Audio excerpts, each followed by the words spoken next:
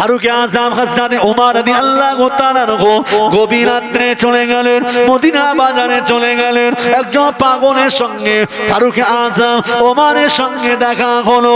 আল্লাহ নবী সাহাবা ওমরকে দেখে পাগলটা দৌড়াতে লাগলো, সাহাবা ওমর পেছনে পেছনে দৌড়াতে লাগলেন।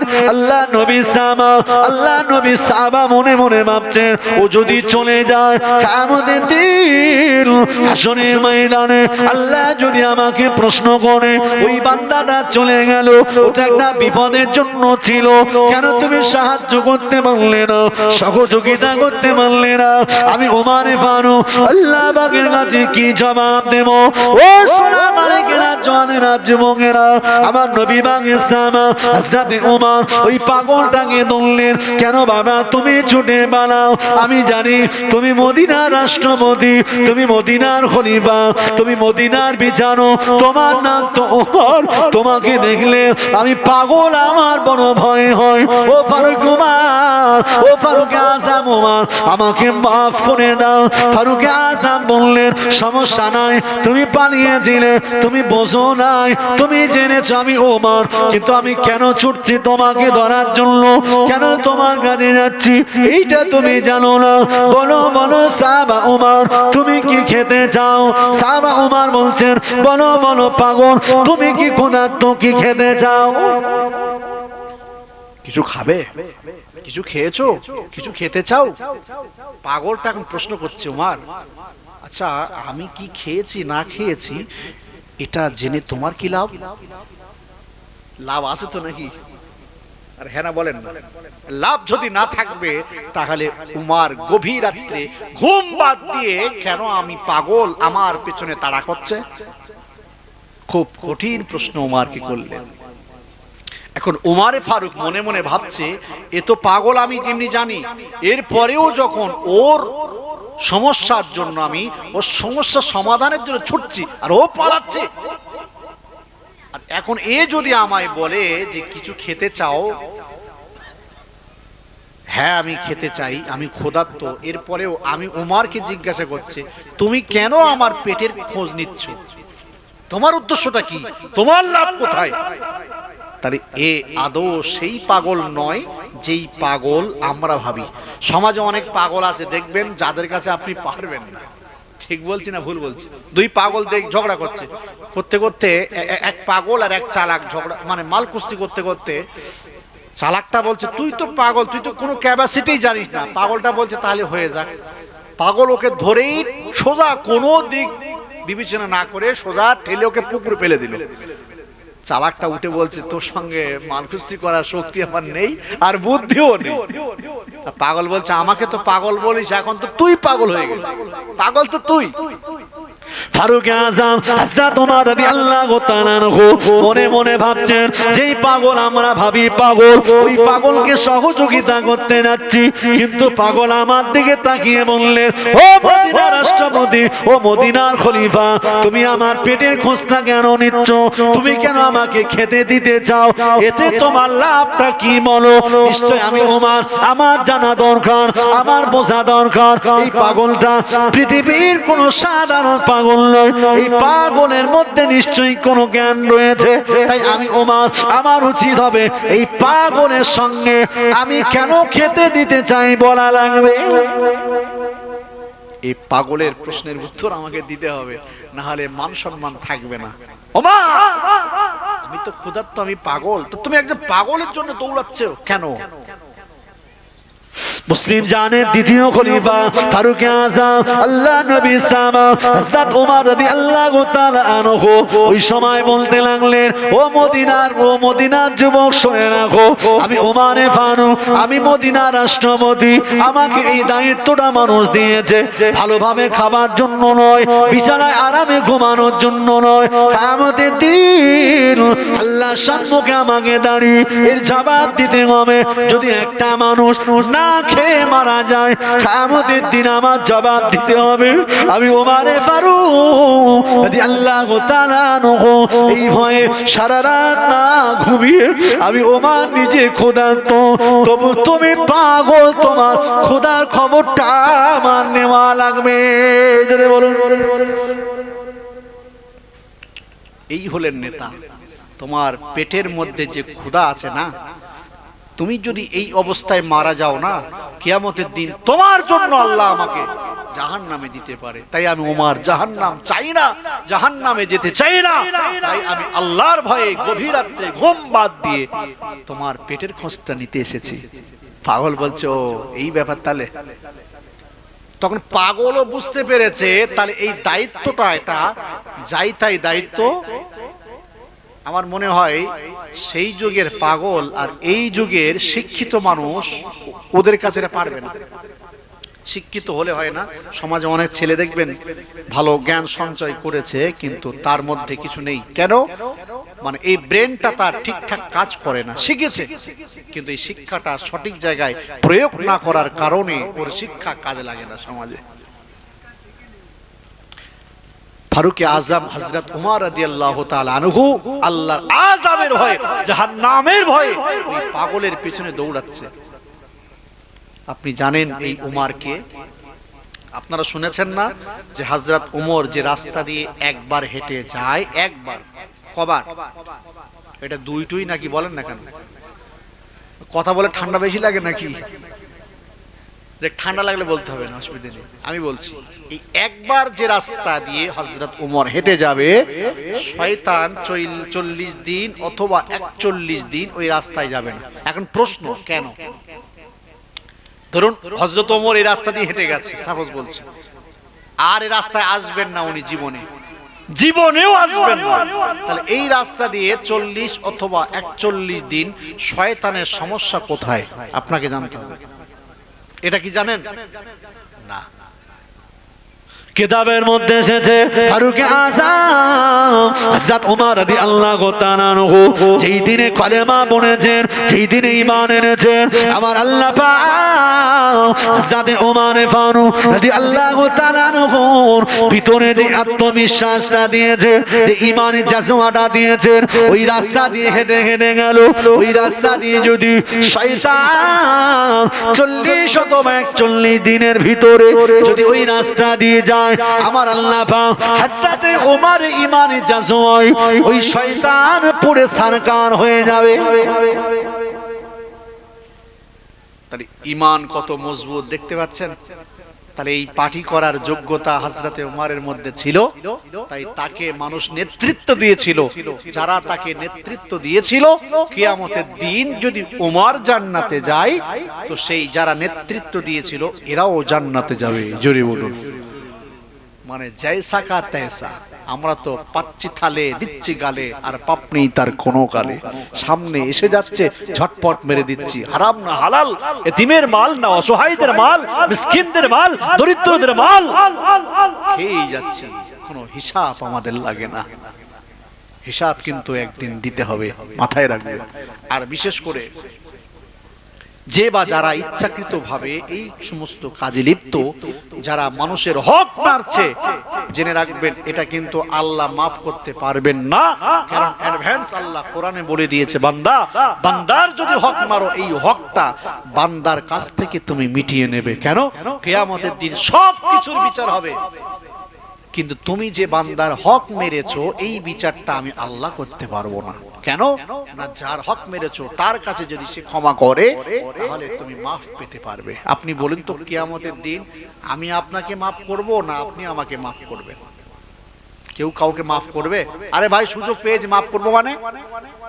কিয়ামতের দিন যতই ভালোবাসার মানুষ হোক, কেউ কাউকে চেনা দেবে না। সেদিনও মিথ্যা বলবে। কেন না? আমাকে চেনা দিলে যদি একটা নেকি দিতে হয়, আর চিনতে চাইছে কেন? নিশ্চয়ই একটা নেকির প্রয়োজন, সেই জন্য কেউ কাউকে চেনা দেবে না।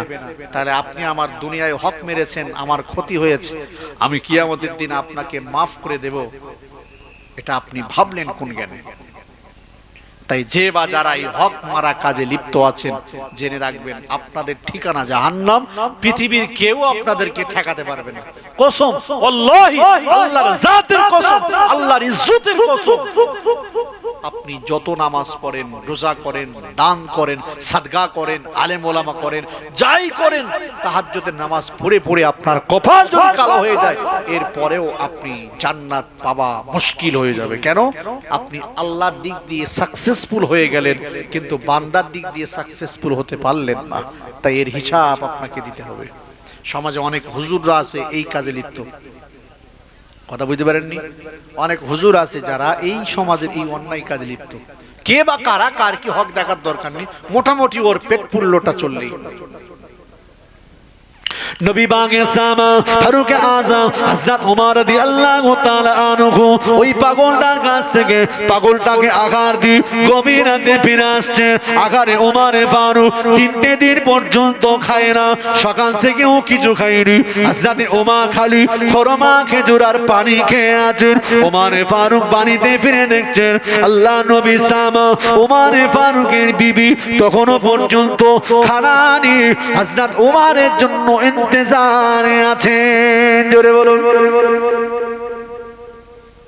ওমরে ফারুকের বিবির এই ইন্তজারে থাকা দেখে হযরত ওমর রাদিয়াল্লাহু তাআলা আনহু ভাবছেন হয়তো স্ত্রী আমার জন্য অপেক্ষা করছে।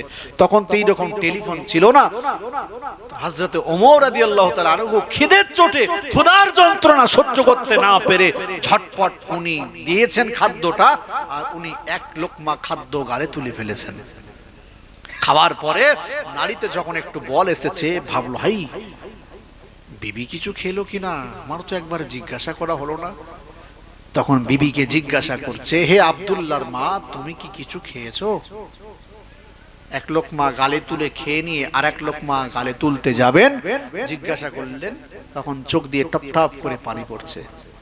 ও আমার স্বামীরি, ও নবী বাগে সাহাবা ওমর, আপনার অন্তরে অনেক দয়া আছে। আমি আপনার বিবি আপনাকে জানি, ও আল্লাহ নবী সাহাবা ওমর, কিন্তু আপনার মাথায় তো অনেক টেনশন রয়েছে, আপনার মাথায় অনেক চিন্তা, আপনার অনেক দায়িত্ব রয়েছে। ও সাহাবা ওমর, ও আমার স্বামী, আমি আপনার প্রতি রাগী নাই, আপনার প্রতি আমি কষ্ট পাই নাই। আমি আপনার বিবি, আপনাকে জানি, আপনাকে চিনি, আপনাকে বুঝি। আপনি আমার স্বামী, বাড়িতে এসেছেন, আমি চিন্তা করছিলাম আখারে আল্লাহ নবীর দিনটাকে কবুল করে নিয়ে নবী পাকের খিদমতে বেরিয়ে গেল, ইসলামের খিদমতে বেরিয়ে গেল। আমার স্বামীর তো অনেক দুশ্মন রয়েছে, আল্লাহ পাক আমার স্বামীকে যেন কেউ না মেরে দেয়। আপনি সুস্থভাবে বাড়িতে এসেছেন, তাই আমি খুশি হয়ে আপনার বিবি কাঁদছি। জোরে বলো। সাহাবা ওমর বললেন, ও আব্দুল্লাহর মা, ও আমার প্রাণ প্রিয় বিবি, তুমি বলো কিছু খেয়েছো কিনা? না আমার স্বামী, আমি কিছু খাই নাই। ও আমার বিবি, ও আব্দুল্লাহর মা, ও আমার বিবি সাহেবানগণ, তুমি আমাকে মাফ করে দিও। আমি তো খিদের চোটে খেয়ে ফেলেছি, এক লোকমা গানে খেয়ে ফেলেছি, তুমি আমাকে মাফ করে দিও। কিয়ামতের দিন হাসরের ময়দানে আল্লাহর কাছে আমার জবাব দিতে হবে। আল্লাহ পাক যদি আল্লাহর রাজকাজ শোনায়, আল্লাহ পাক বিচারের জায়গায় যদি দাঁড়িয়ে আমাকে প্রশ্ন করে, ও নবী সাহাবা ওমর, তুমি খাও নাই ঠিক আছে, তুমি মদিনার রাষ্ট্রপতি, তুমি মদিনার বিচারক, তুমি মদিনার খলিফা, তুমি একজন খলিফা হয়ে সারা দুনিয়ার মানুষের খবর নিলে, আর তুমি তোমার বিবির খবরটা না নিয়ে কেন খেলে? ও আমার বিবি, কিয়ামতের দিন আল্লাহর সম্মুখে আমার হিসাব দিতে হবে, তুমি আমাকে মাফ করে দাও। আল্লাহ নবী সাহাবা হযরত ওমর কাঁদতে লাগলেন। ওই সময় ওমরের বিবি হাতটা ধরে বললেন, স্বামী আপনি কাঁদবেন না, মেয়েরা খুশি হয় স্বামী পেলে। আমি আপনার মতো একজন দরদি স্বামী পেয়ে আমি আপনার বিবি খুশি। জনে বলুন। দেখছেন আচরণটা কেমন? দেখছেন বিবির কাছে মাপ চাইছে। হাই বিবি, যদি তুমি মাফ না করো কিয়ামতের দিন আমার ধরা পড়তে হবে। বিবি গো, তুমি আমাকে মাফ করে দিও। বাকি খাবারগুলো এক লোকমা বিবিকে দেয়, এক লোকমা হযরত ওমর খায়। জোরে বলুন না সুবহানাল্লাহ। নেতা দেখেছেন? আর আমাদের সমাজের নেতা, এক একটা নেতার 3টে 4টে করে বিয়ে, আর শুধু আসছে আর যাচ্ছে। এক নেতা মানে বাইরে কোথাকার বলবো না, যেহেতু লাইভ চলছে তো, খুব অর্থ লেখা। উনি আমায় বলছে যে হুজুর, 4টে বিয়ে করা তো খুব, মানে ভালোভাবে শুনবেন কথাটা, 4টে বিয়ে করা তো শরিয়াতে জায়েজ, বিয়ে করা যায়, মানে লোভ সামলাতে না পারলে, বা আমি যদি আমার বিবিদের দায়িত্ব পালন করতে পারি, 4টে বিবি তো আমার জায়েজ। তো 4টে ছিল, এর মধ্যে একটা পালিয়েছে, তাহলে তো আবার একটা বিয়ে করা জায়েজ আছে। খোঁজ খবর নিয়ে দেখলাম ও যেখানে যায় একটা করে বিবি জুটিয়ে ফেলে। বুঝতে পারেননি মানে ক্ষমতাটাকে কোথায় নামিয়ে ফেলেছে। আমি বেশি ওদিকে যেতে চাই না, কারণ রাজনীতি তো আমি বুঝি না। এতটুকু বুঝি, আল্লাহর কোরআন বলছে তোমার মধ্যে কোনটা ন্যায় কোনটা অন্যায় যদি বোঝার ক্ষমতা তোমার না থাকে, তুমি সেই জায়গায় দাঁড়াতে পারবে না। এটা হারাম, হারাম, হারাম। শরিয়াতের পরিভাষায় সেটাকে হারাম বলে নিষিদ্ধ করা হয়েছে। এখন সেটাকে উনি অলরেডি অ্যাবাউট করে চলেছে আল্লাহর কোরআনকে। সেখানে আমি মশলা ওনাকে কি দেব? আমি একটাই কথা বললাম, আপনি যে কোরআন জানেন না, আমি আপনাকে কি বলে বোঝাই বলেন তো? যেটাই বলবো আপনার সেটাই রাগ হতে পারে, অশান্তির সৃষ্টি হতে পারে। এক কাজ করুন না, আপনার আরো যারা আছে আপনি তাদেরকে ডেকে জিজ্ঞাসা, আমার দ্বারা হচ্ছে না। যেহেতু আপনি কোরআন যখন জানেন না, আমি আপনাকে কি বোঝাই বলেন? আপনি যদি জানতেন, বুঝতেন, কোরআন বোঝার ক্ষমতা আপনার মধ্যে থাকতো, আমি বলতাম। আল্লাহ হেফাজত করুক, বলুন আল্লাহুম্মা আমিন। আপনারা নামাজ আদায় করবেন, আমি অনুনয় বিনয় করে বলছি, নামাজ ছাড়বেন না। নামাজ যদি ছাড়েন, আপনার ভিতর থেকে মানুষত্বটাই চলে যাবে। আপনি মানুষ না, তাহলে আমি কে? তুমি চতুষ্পদ জন্তু জানোয়ার, তুমি চতুষ্পদ জন্তু জানোয়ারের থেকেও নিকৃষ্ট। আল্লাহর দয়া হয়েছে, নবী পাকের দয়ায়, নবী পাকের দোয়ায়, নবী পাকের কান্নায়, নবী পাকের কাকনিতে, নবী পাকের জমিনে মাথা দিয়ে কাঁদায় আল্লাহ এখনো আমাদের বাঁচিয়ে রেখেছেন। তবে হিসাব দিতে হবে, মরলেই আপনার হিসাব শুরু। হিসাব আপনাকে ছাড়বে না। এই হিসাব দিতে দিতে কিন্তু কলিজায় পানি উঠে যাবে। তাই আপনাদের প্রত্যেককে বলছি, আপনারা নামাজ কিন্তু ছাড়বেন না। যদি নামাজ ছাড়েন, আপনার জীবনের নামাজ ব্যতীত যত ইবাদত আছে, কোনো ইবাদত কবুল হবে না, হবে না, হবে না। কেন হবে না? একটাই প্রশ্ন, কেন হবে না?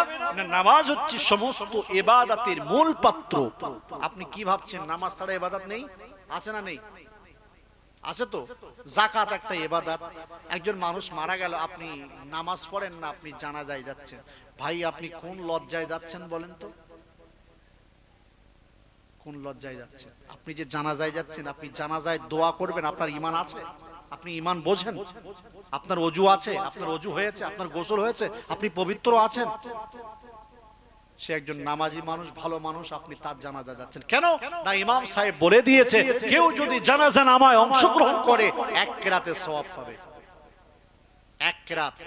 আবার কেউ যদি আবার মানে দাফনে শরীক হয়, আবার 1 কেরাত। আমি বলি, একটা তো বাস ফেলেছে, আবার একটা ফেলেছে, সওয়াবের ওয়াজ বাদ দে, সমাজটা পুরো শেষ হয়ে গেল। আমি যদি কারোর জন্য দোয়া চাই, দোয়া কবুলের দুটো শর্ত আছে। এক, ঈমান আমারও থাকা লাগবে, আর যার জন্য দোয়া চাইছি তাকেও ঈমান থাকা লাগবে। যদি উভয়ের ঈমান থাকে, আল্লাহ উভয়ের কথাটা কবুল করবেন, জোরে বলুন। আর উভয়ের মধ্যে যদি একজনের ঈমান থাকে, দোয়া কবুল হবে না। দোয়া কবুলের যত শর্ত আছে তার মধ্যে একটা শর্ত, ঈমান উভয়ের থাকা লাগবে। এখন যিনি মাইয়েত হয়েছেন, উনি নামাজি, উনি হাজি, উনি আলেম, উনি দরবেশ, উনি পীর সাহেব। আরে ভাই, আমি তো কেউ না। কথা বুঝতে পারেননি? আমি তো কেউ না, তাহলে আমি তার জানাজায় গিয়ে আমার লাভ কোথায়? আপনি বলবেন গুনাহ মাফ হবে, ঘোড়ার ডিম, কিচ্ছু হবে না। আপনি নেকি নিয়ে কি করবেন? রাখবেন কোথায়? যেই জায়গায় আপনার নেকি থাকবে, যেই জায়গায় আপনি নেকি রাখবেন, সেই জায়গাটা তো আপনি ছিদ্র করে বাস ফেলে দিয়েছেন। তাহলে এখন নেকি রাখবেন কোথায়? পকেটে? এই জন্য আপনাকে সর্বোপরি আপনাকে নামাজ আদায় করতে হবে। নামাজ ব্যতীত কোনো ইবাদত নেই, নেই, নেই। আল্লাহর জমিনে শ্রেষ্ঠ ইবাদতের নাম হচ্ছে নামাজ। যে ব্যক্তি আল্লাহর নৈকট্য লাভ করতে পারে না, আল্লাহকে স্বীকার করলো না, আল্লাহকে তাজিম করলো না, আল্লাহর কুদরতি বরকতি পায় সিজদা করলো না, জমিনে মাথা দিল না, আল্লাহর কাছে নামাজ অবস্থায় সাহায্য চাইলো না, কোরআনের ভাষায় সে চতুষ্পদ জীব জন্তুর থেকে নিকৃষ্ট। এই সমাজে বেশ কয়েক শ্রেণীর মানুষ আছে যারা আমাদের কাছে খুব নিকৃষ্ট। এক, যারা রেপ করে; দুই, যারা বউ নিয়ে পালিয়ে যায়; তিন, যারা বিষ খায়। এই সমস্ত মানুষদেরকে আমরা বদনাম করি, ছোট করি, অসভ্য ভাষায় কথা বলি। কিন্তু শরিয়াত বলছে পৃথিবীতে বেনামাজির উপরে বড় গুনাহগার আর কেউ নেই।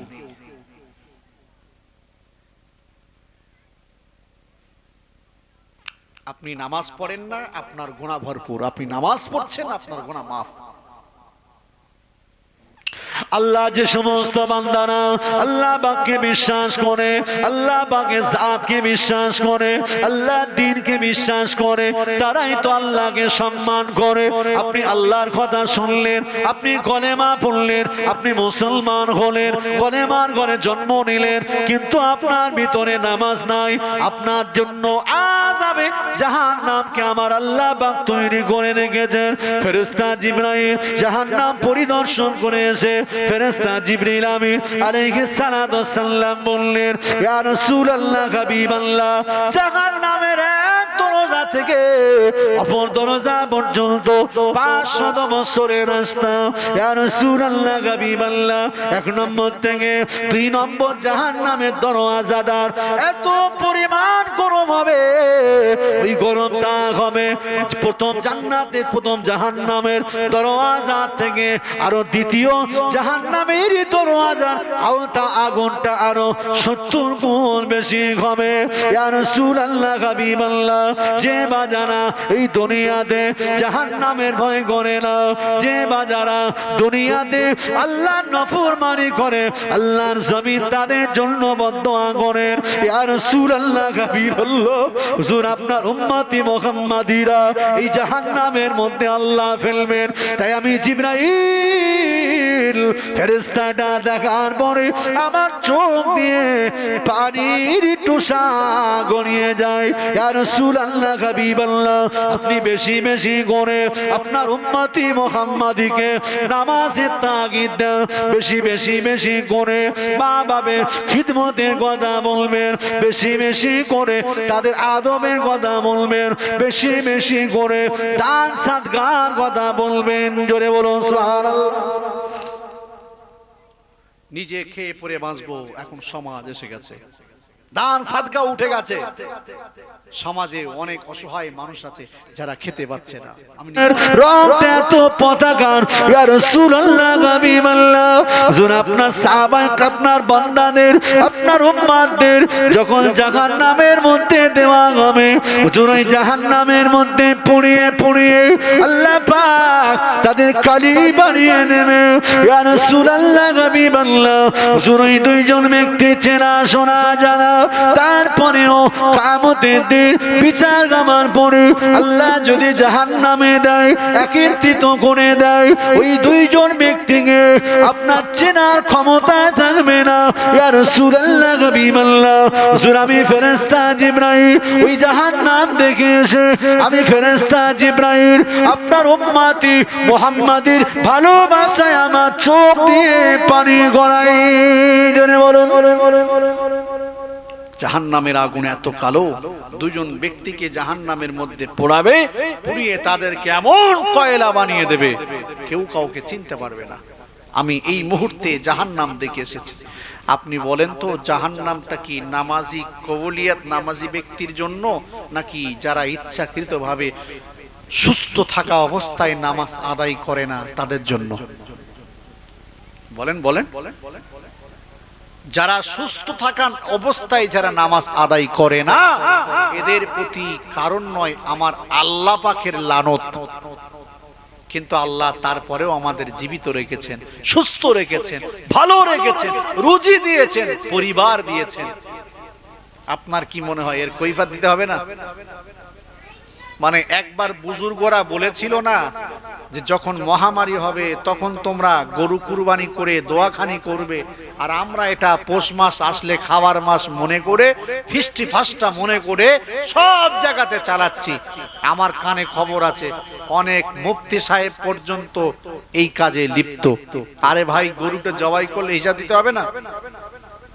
আপনি যদি বলেন হুজুর আমার তো এমনি ইচ্ছা জেগেছে আমি তো গোশত কিনবো, ওটা আলাদা জিনিস, তুমি ইসলাম মনে করে যে কাজটা করছো, কে বলেছে, কে অনুমতি দিয়েছে? তুমি একজন শিক্ষিত মানুষ হয়ে কাজটা করো কি করে?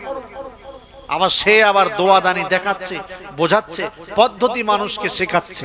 ভাবতে পারছেন সমাজটা যাচ্ছে কোথায়? তাই আল্লাহ নবী বললেন, ও আমার সাহাবা কেরামেরা, আমি রাসূলুল্লাহ জানিয়ে দিলাম, তোমরা দেখতে পেলে না? এই মুহূর্তে আমার কাছে ফেরেশতা জিবরাইল এসে খবরটা দিল, আমার উম্মতি মুহাম্মাদীকে আল্লাহ পাক জাহান্নামের মধ্যে দেবেন। ও আমার সাহাবারা, তোমরা আজ থেকে নামাজ আদায় করো, নামাজ ছেড়ো না। আমি রাসূলুল্লাহ কথা দিলাম, কিয়ামতের দিন হাসরের ময়দানে আল্লাহ পাকের সম্মুখে দাঁড়িয়ে দাঁড়িয়ে তোমাদের জন্য আমি রাসূলুল্লাহ আমার সুপারিশ করাটা ওয়াজিব হয়ে যাবে। জোরে বলুন। তোমরা আমার কথায় নামাজ পড়ো, আমি নবী কথা দিচ্ছি, তোমাদের জন্য সুপারিশ আমার ওয়াজিব। জোরে বলুন। নামাজের হুকুম কেমন বলবো? ছোট্ট করে একটা বলি, হয়তো আপনারা শুনেছেন, তারপরেও প্রসঙ্গ এসছে মানে বলছি। সেদিন একটা কিতাব দেখছিলাম, একজন বুজুর্গনে দিন তিনি লিখেছেন, তানার ইতিহাসটা আমি আগে ঘেঁটে দেখেছি যে তিনি যে কিতাবটা লিখেছেন নামাজ অনুযায়ী, তানার কত জ্ঞান, তিনি কত বড় আলেম। তানার মধ্যে তানার ইতিহাস পড়ে দেখেছি যে তানার জীবদ্দশায় কোনো অহংকার ছিল না। তিনি নিজেকে সাদা মাঠা মনে করতেন, একদম সাদা মাঠা, কোনো অহংকার ছিল না। তিনি লিখছেন, যদি কোনো মহিলার প্রসব যন্ত্রণা হয়, ভালো করে বুঝবেন, যদি কোনো মহিলার প্রসব যন্ত্রণা হয়, এরপরেও যদি মহিলার মনে হয় এখনো কিছু সময় লাগতে পারে, মাগরিবের সময় হয়ে গেছে, কিসের? মাগরিবের নামাজের ওয়াক্ত এসে গেছে, ওই মহিলাটাকে তোমরা দ্রুত ওযু করিয়ে দাও। আমি এটা পড়ার পর থেকে আমার মানে শরীরটা যেন কেমন হচ্ছিল। মানে আমাদের তো এইসব সিস্টেম নেই, আমরা জানি না ও কষ্টটা কেমন, প্রসব বেদনা, কিন্তু চোখে বহু কিছু দেখেছি, তাই এটা অনুভব করেছি যে মহিলাদের ওই সময়টায় কতটা কষ্ট হয়, আমরা অনুভব করেছি। তো বর্ণনাকারীরা লিখছেন যে মহিলার প্রসব যন্ত্রণা শুরু হয়েছে, কিন্তু মনে হচ্ছে মহিলাটার এখনো কিছু সময় লাগতে পারে, ওই ওকে দ্রুত ওযু করিয়ে দাও। ও তো ওযু করতে যেতে পারবে না, ওকে তোমরা ওযু বানিয়ে দাও। ওই অবস্থায় দাঁড়িয়ে বা বসে বা শুয়ে আল্লাহর নামাজ ওকে আদায় করতে হবে। মা বোনেরা, তোমরা যারা মাইকের আওয়াজ শুনছো, তোমাদের জন্য এই ওয়াজটা। তাহলে কি মহিলাদের যে সময় শরীর নাপাক হয় 4 দিন পরে গোসল করতে হবে নাকি? অনেকে বলে 2 দিন হয়ে গেছে তো গোসল না করলে নামাজটা পড়বো কি? আরে ভাই, তোর সুস্থ হয়ে গেছে এই মুহূর্তে, তোর জন্য গোসল ফরজ। তোকে পবিত্র থাকতে হবে, এখনই তোকে পবিত্র হতে হবে, একদম নয়, কোনো দেরি নয়। যদি সমস্যা আবার দেখা দেয় সেটা আবার আলাদা বিচার আছে, তাহলে তোমাকে এক্ষুনি পাক পবিত্র হতে হবে। তাই ভাবতে পাচ্ছেন যে মহিলাটার প্রসব যন্ত্রণায় আছে, তার জন্য যদি নামাজ না বাতিল হয়, নামাজ না মাপ থাকে, সুস্থ থাকায় অবস্থায় আমাদের বিবিদের মাপ হবে? তাই কাদেরকে আমরা নিয়ে সংসার করছি ভেবে দেখেন এবারে। আল্লাহ পাক কোরআন শরীফের মধ্যে বললেন, ইন্না সালাতা তানহা আনিল ফাহশাই ওয়াল মুনকার। বান্দা, তুমি নামাজ আদায় করো, আমি আল্লাহ পাক তোমার সুস্থ জীবন দান করব, তোমার চরিত্রটাকে ভালো করে দেব, আমি আল্লাহ পাক তোমার জীবনটা সুস্থ বানিয়ে দেব, তোমার জীবনটা সুস্থ বানিয়ে দেব, তোমার জীবনটা সুন্দর বানিয়ে দেব, তোমার হায়াত আমি দীর্ঘ করে দেব, তোমার জীবনের গুনাহ মাফ করে দেব, তোমার রুজিতে আমি আল্লাহ পাক বরকত দেব, তোমার সম্মানটা আমি আল্লাহ পাক বানিয়ে দেব। কিতাবের মধ্যে এসেছে, ইরফাউল্লাহুল্লাযীনা আমানু মিনকুম ওয়াল্লাযীনা উতুল ইলমা দারাজাত। যারা ইলম অনুযায়ী আল্লাহ পাককে যারা বিশ্বাস করবে, যারা রাসূলুল্লাহকে বিশ্বাস করবে, আল্লাহকে বিশ্বাস করে ঈমান আনবে, রাসূলুল্লাহকে বিশ্বাস করে ঈমান আনবে, ফেরেশতাকুলের প্রতি ঈমান আনবে, আল্লাহর কোরআনের প্রতি একত্ববাদের বিশ্বাস থাকবে, ওরা যদি ইলম অনুযায়ী আমল করে আমার আল্লাহ পাক ইহকালে সম্মান, ইহকালে ইজ্জত, পরকালে আমার আল্লাহ পাক লাখ লাখ কোটি কোটি বান্দার সম্মুখে আল্লাহ তাদের মাথায় নূরের তাজ পরিয়ে সম্মাদন করবে। জোরে বলুন। ইহকালেও তাদের সম্মান থাকবে আর পরকালেও সম্মান থাকবে না থাকবে না থাকবে। তাহলে আল্লাহ নিজে বলছে তোমার এলেম আছে, তুমি জানো, তুমি বোঝো, কোরআন তুমি শিখেছো, কোরআন তুমি জেনেছো, কোরআন অনুযায়ী তুমি জ্ঞান সঞ্চয় করেছো, কিন্তু ভাই তোমার আমলটা গেল কোথায়? আজ তোমার আমল যদি বিদায় নাই, আগামীকাল তোমার জন্য আসছে কঠিন জাহান্নাম। এই জাহান্নামের মধ্যে তোমাকে নিক্ষেপ করা হবে। কামতে মাঠে ময়দানে মাসানে আল্লাহ পাক একজন বান্দার বিচার করে দিল, ওই বান্দাটা জাহান্নাম অর্ডার হয়ে গেল। আল্লাহ পাকের আদেশে ফেরেশতারা দাড়ি ধরে টেনে টেনে টেনে টেনে জাহান্নামের মধ্যে নিয়ে যাচ্ছেন। আল্লাহ নবী দ্রুত চলে যাবেন, ফেরেশতাদেরকে ডেকে বলবেন, ও আল্লাহর ফেরেশতারা একটু দাঁড়িয়ে যাও, দাঁড়িয়ে যাও, আমি আল্লাহর ফেরেশতাদের সঙ্গে কথা বলতে চাই, আল্লাহর সঙ্গে আমি কথা বলতে চাই। চলো চলো, আল্লাহর এই বান্দাটাকে নিয়ে দ্রুত আল্লাহর কাছে নিয়ে চলো। ওই বান্দাটাকে নিয়ে যাওয়া হবে, আল্লাহর কাছে নিয়ে যাওয়া হবে। আল্লাহ পাককে আল্লাহ নবী বলবেন, ও রব্বুল আলামিন আল্লাহ, আপনি বান্দাটাকে বিচার করে দিয়েছেন, আল্লাহ আপনি বান্দাটাকে জাহান্নামের মধ্যে অর্ডার করে দিয়েছেন। আল্লাহ পাক এই বান্দাটাকে আপনি একবার পরীক্ষা করে দেখেছেন, দুনিয়ার মুখে এর সঙ্গে এর কোনো আত্মীয় স্বজন, কোনো বন্ধু বান্ধব, বন্ধু বন্ধু বন্ধু তার বন্ধু যদি আলেমে দ্বীন হয়, আমল করনেওয়ালা বান্দা হয়, ভালো মানুষ হয়, সৎ মানুষ হয়, এলেমওয়ালা হয়, নামাজি হয়, মুত্তাকির হয়, আল্লাহওয়ালা হয়, জান্নাতবাসী হয়, আল্লাহ পাক আপনি কে জাহান্নামে দেবেন? আল্লাহ পাক বলবেন, ও আমার হাবিব আমি আল্লাহ পাক ওকে জাহান্নামে দেব না।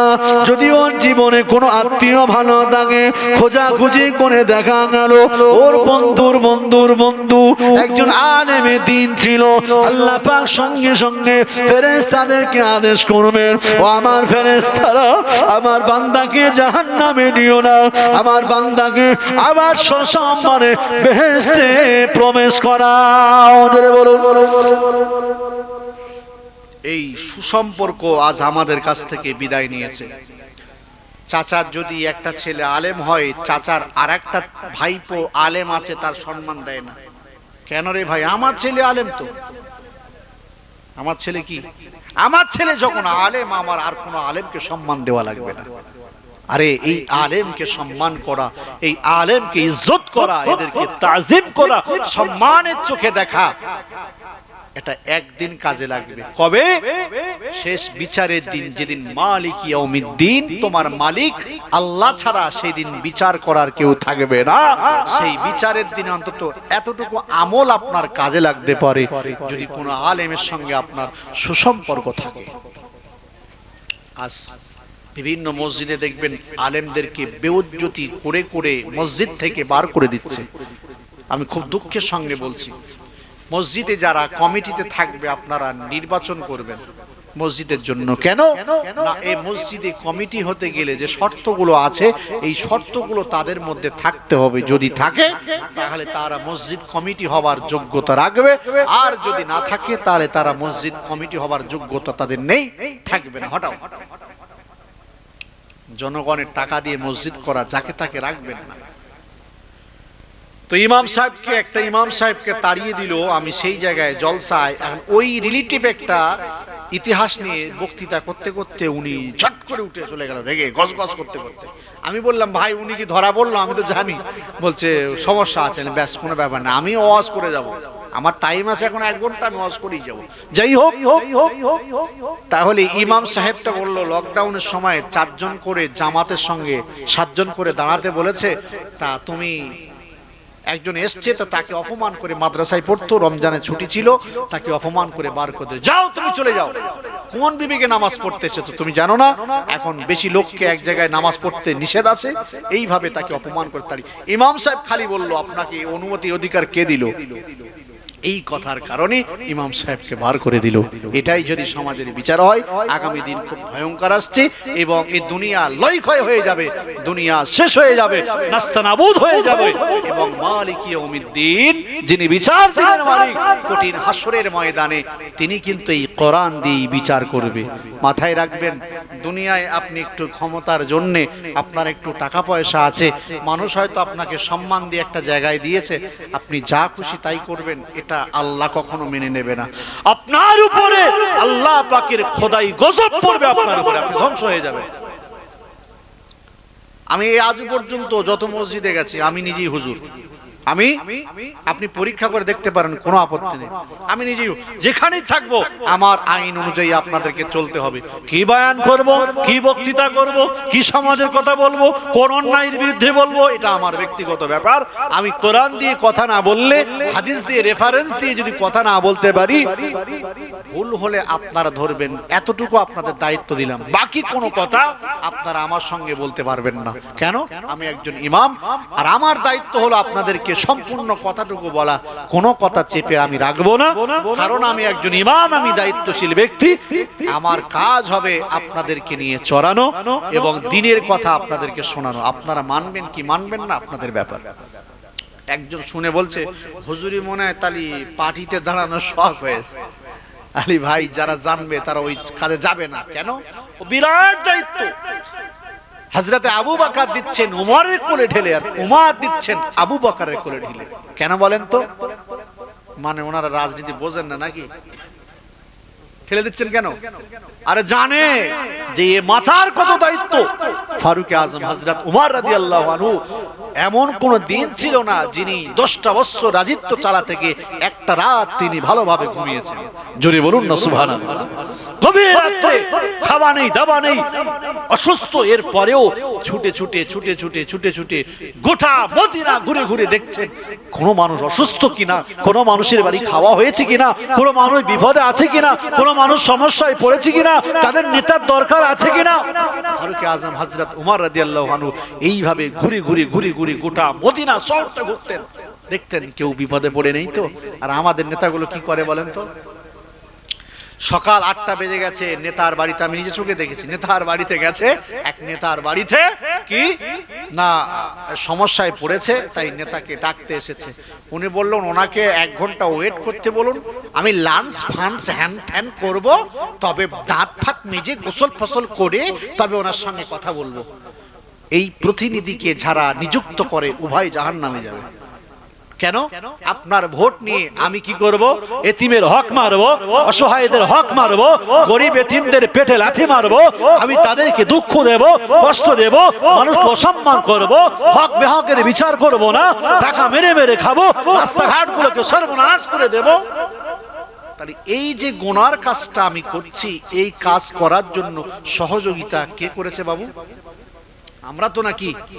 আমরা তাদেরকে নিযুক্ত করেছি, মানে আমরা সহযোগিতা করেছি। তাই কিয়ামতের দিন যখন বিচার হবে, ওই মালিক বিচার করবে আর বলবে, ওই তোর মালিক জেনা করেছিল জানিস? হ্যাঁ আল্লাহ, আমি তো জানি, ওর পাশাপাশি তো আমার ঘর, তারপরেও তুই ওকে নির্বাচনে জিতিয়েছিলি কেন? আল্লাহ না, আমাকে এই করবে, তাই করবে, হ্যান করবে, ত্যান করবে। আরে তুই তো মরে গেলি, এবার তো আমি করব। তুই এবার কোথায় যাবি? এবারে কোথায় যাবি? দেখছেন না এখন কাগজ নিয়ে ছোটাছুটি হচ্ছে, মাথায় কাজ করছে না। কয়েকটা বয়স্ক বৃদ্ধা লোক আমার কাছে এসে বলছে, দেখেন না আমার কাগজ ঠিক আছে কিনা। আমি বলি, ভাই আমি লেখাপড়া জানি না। এত মাথা গরম, ভাই লেখাপড়া আমি জানি না, ওসব আমাদের কাজ নয়। আপনি জিজ্ঞাসা করবেন তো, চাচা 70 বছর নামাজ পড়ছো, বলো তো গোসলের ফরজটা কটা, আর গোসলের ফরজ কি কি, আর গোসলের নিয়তটা বলো, বলতে পারবেন। ও আবার কাগজ ঠিক করছে। মানে ইহ জগতের জন্য, ক্ষণিকের জন্য ওর একটা সেকেন্ড যার দিয়ে বিশ্বাস নেই তার জীবিত থাকবে কিনা, মরবে কিনা, এরপরেও কাগজ নিয়ে দৌড়দৌড়ি করছে। যে মানুষটা অচল, হাঁটতে পারে না, উঠতে পারে না, কোথাও যায় না, বাজার ঘাটে যায় না, গোটা দুনিয়া তোলপাড় করে নিচ্ছে, কাগজ নিয়ে ছুটছে। বলেন তো ওর আল্লাহর প্রতি বিশ্বাস আছে? না। এই জন্য আপনারা যাকেই দায়িত্ব দেবেন একটু বুঝে সুঝে দেবেন, আদৌ এর মধ্যে ঈমান আছে কিনা, আদৌ এ আল্লাহর ভয় করে কিনা।